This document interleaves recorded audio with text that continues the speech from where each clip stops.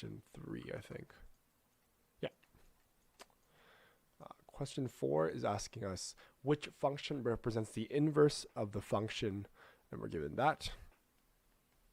So I want the inverse of f of x equals 4x. So in order for us to find the inverse, what we're going to have to do is we will actually want to flip this into a y equals kind of function here. When we're looking at the inverse of a function, what does this mean?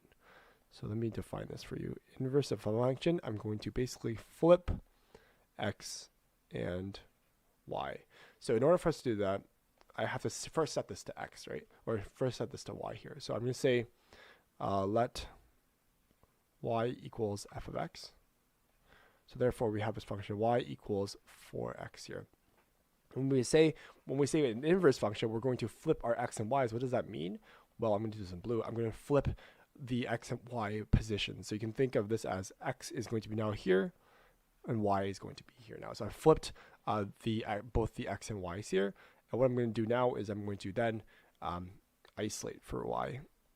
And step 2 is isolate for y. And this here will be our inverse function. So how do I do that?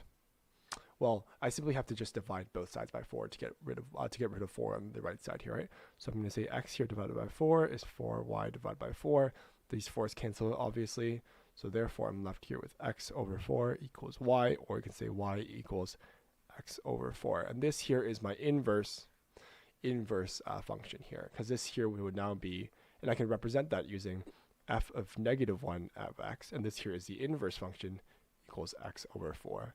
If f of x here equals 4x here, then therefore f of -x, -1 of x here would equal x over 4. In this case, the notation's bad, and they wrote h of x here, but we can say if h of x here is our inverse function, then we can say simply it's x over 4, and therefore d here is our correct answer. As you can see, they also wrote d as the correct answer, and they basically replaced f of x using y, which is correct. And then they're basically finding the value of x in terms of y. So that's exactly what we're doing in this step here. So we're flipping x and y we're flipping x and y, and then we are basically isolating for a y here. So the solution here is correct. So here is a good analysis as well.